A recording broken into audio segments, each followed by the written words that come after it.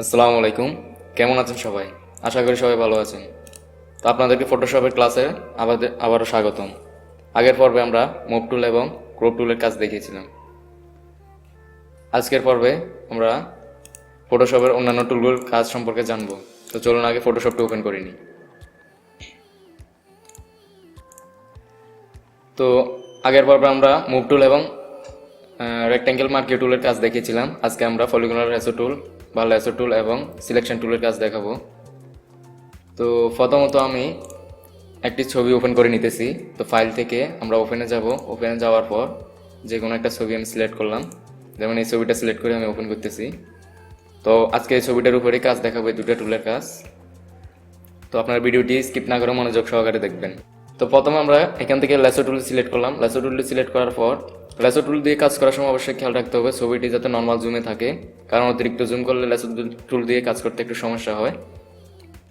তো ল্যাসো টুল দিয়ে কাজ করার সময় প্রথমত যেখান থেকে আমরা কাজ করতে চাই ওইখানে ক্লিক করে ধরে রাখতে হবে, ছাড়া যাবে না। তারপর ওইখান থেকে মাউস ড্র্যাগ করব, যেই জায়গা দিয়ে আমি সিলেকশন করতে চাই ওই জায়গা বরাবর আমি ড্র্যাগ করে করে নিয়ে যাব। মাউস কিন্তু ছাড়া যাবে না।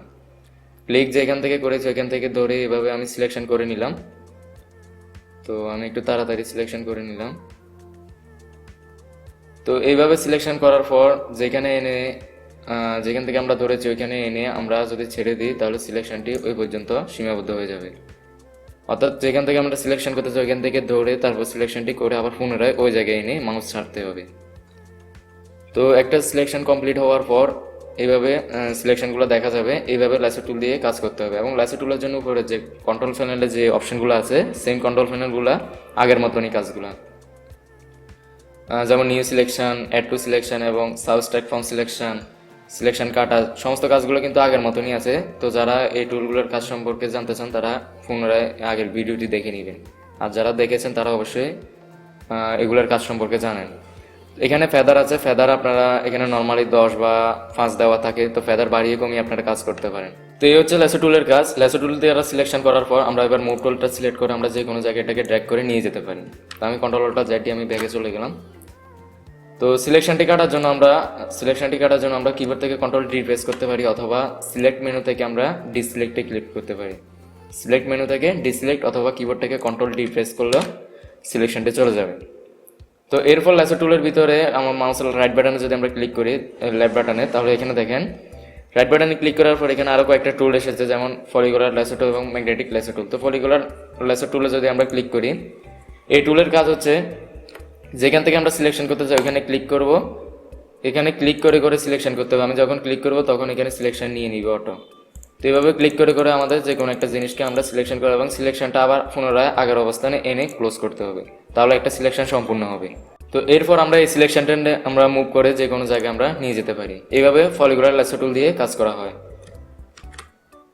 তো কন্ট্রোল ডি দ্বারা আমরা ডিসিলেক্ট করে নিতেছি।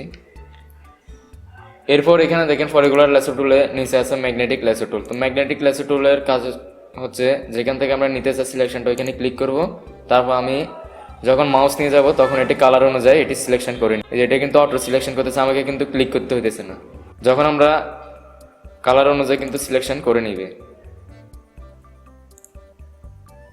তো এইভাবে এই টুলের কাজ হচ্ছে এইভাবে সিলেকশন করা। আবার যেখানে এনে যেখান থেকে প্রথমে সিলেকশন করেছে ওইখানে এনে ছেড়ে দিলে এটা সিলেকশন নিয়ে নিবে। ওইখানে একবার ক্লিক করলে এটা সম্পূর্ণ সিলেকশন হয়ে যাবে। এরপর এটাকে আমরা মুভ করে ছেড়ে যে কোনো জায়গায় নিয়ে যেতে পারি।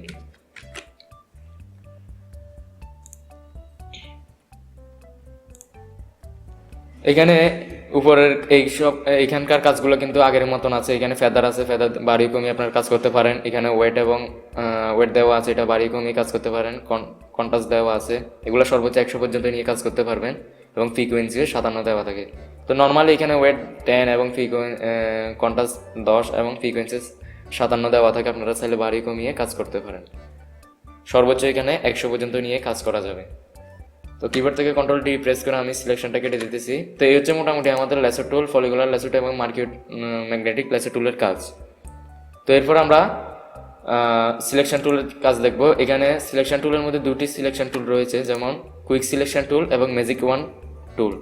কুইক সিলেকশন টুলের কাজ হচ্ছে খুব তাড়াতাড়ি সিলেকশন করা। আমরা যখন সিলেকশন করব কুইক সিলেকশানে ক্লিক করার পর আপনাদের মাউসের চিহ্ন একটু পরিবর্তন হবে। তো আমার এখানে ভিডিও সুবিধাতে আমি মাউসের চিহ্ন পরিবর্তন করতেছি না। আপনারা যখন ফটোশপে কাজ করবেন তখন দেখবেন চিহ্নটা একটু পরিবর্তন হয়ে যাবে, মাউসটা অনেক সময় মাউসের চিহ্নটা অনেক গোল হয়ে যাবে। তো গোল হওয়ার পর এখানে ভিতরে প্লাস আইকন থাকবে অথবা মাইনাস আইকন থাকবে। প্লাস আইকন যখন থাকবে তখন এটা দ্বারা আপনারা সিলেকশন বাড়াতে পারবেন, এবং মাইনাস আইকনে যদি ক্লিক করেন তাহলে সিলেকশন কমাতে পারবেন। যেমন নর্মালি প্লাস আইকনে থাকে, প্লাস আইকনে থাকা অবস্থায় আমরা যদি যেমন এই যে এইখানে সিলেকশন করি, এটা কিন্তু কালার অনুযায়ী সিলেকশন করে নিবে অটো। তো এইভাবে আমরা সিলেকশন করতে পারি খুব সুন্দরভাবে। এখন আমাদের এই অংশে আমরা একটু খেয়াল করি, এখানে কিন্তু কালারটা একটু বেশি ধরে ফেলে যাচ্ছে, সিলেকশনটা একটু বেশি ভিতরে চলে এসেছে। তো এটাকে আমরা একটু এদিকে বাড়াইতে চেয়েছি। তো আমরা যখন উপর থেকে আমরা মাইনাসে ক্লিক করব তখন কিন্তু এখান থেকে সিলেকশন কমানো যাবে। তো এইভাবে আমরা এখান থেকে কাজ করতে পারি, এবং এখানে ব্রাশ সাইজ দেওয়া আছে, এখান থেকে সাইজ বাড়িয়ে কমিয়ে নিতে কাজ করতে পারেন। আপনাদের যখন বেশি জুমে কাজ করতে হবে তখন সাইজ কমিয়ে নিয়ে কাজ করতে পারেন, এবং বেশি জুম দরকার হলে বেশি জুম নিয়ে কাজ, বেশি যদি পয়েন্টটা বড় দরকার হয় তাহলে এখান থেকে পয়েন্ট বাড়িয়ে আপনি পয়েন্ট বাড়ানো অনুযায়ী আপনি কাজ করতে পারেন। তো নর্মালি আপনারা 100 নিচে রেখে কাজ করবেন। আর এখানে হার্ডনেস আছে, হার্ডনেস যদি বাড়ান বা কমান, হার্ডনেস হচ্ছে কতটা মানে সূক্ষ্মভাবে কাজটা করতে চান। এখানে হার্ডনেসটা অবশ্যই 100 দেওয়া থাকে। হার্ডনেস যত কমাবেন এখানে সিলেকশনের পরিমাণ তত কমতে থাকবে। তো এখানে স্পেসিংয়ের কাজটা সেম একই রকম, স্পেসটা সাধারণত 25 দেওয়া থাকে, এটা বাড়িয়ে কমিয়ে কাজ করতে পারেন। তো এই যে মোটামুটি সিলেকশন টুলের এই অংশের কাজটা। এরপর এখানে যদি আপনারা প্লাস আইকনে ক্লিক করেন তাহলে তো অবশ্যই সিলেকশন বারবার, মাইনাসে ক্লিক করে সিলেকশন কমাতে পারবেন, আর এখানে দিলে যথারীতি আপনারা সিলেকশনটাকে নাড়াতে পারবেন। তারপর এখানে নিচে দেওয়া আছে, তো প্রথমত আমি জুমটা ছোট করে আমি সিলেকশনটা ডিসলেক্ট করে দিচ্ছি। এরপর আছে ম্যাজিক ওয়ান টুল। ম্যাজিক ওয়ান টুলে যদি ক্লিক করেন এটা কালার অনুযায়ী সিলেকশন করবে। কোনো একটা ছবিকে যদি আমরা সিলেকশন করতে চাই, যেমন আমরা এই কালারটা যদি সিলেকশন করতে, তাহলে এখানে যদি আমরা ক্লিক করি, ক্লিক করলে কিন্তু এই অংশটা সিলেকশন হবে। যেমন আমি এখান থেকে টলারেন্স কিন্তু 0 দেওয়া আছে, তো আমি টলারেন্স একটু বাড়িয়ে নিয়েছি, যেমন ধরুন 60 দিলাম।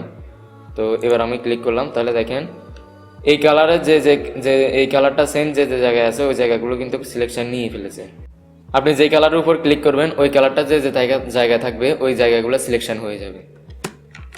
যেমন আমি যদি এখানে ক্লিক করি তাহলে এখানকার যে কালারটা ছিল ওই কালারটা সম্পূর্ণটা সিলেকশন হয়ে গেছে।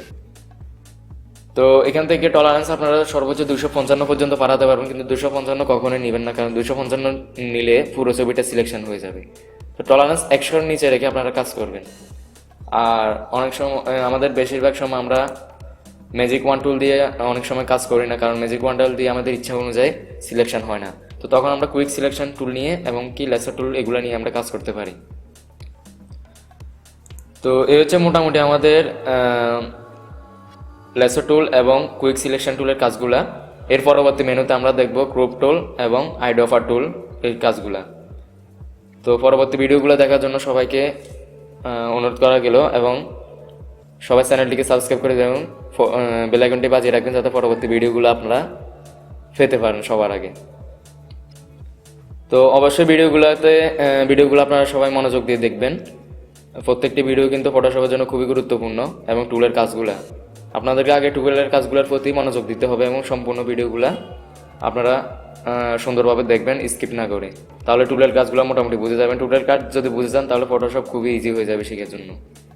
তো সবাইকে পরবর্তী ভিডিওগুলো দেখার জন্য অনুরোধ করা গেল। তো আজকে এই পর্যন্তই, ধন্যবাদ সবাইকে।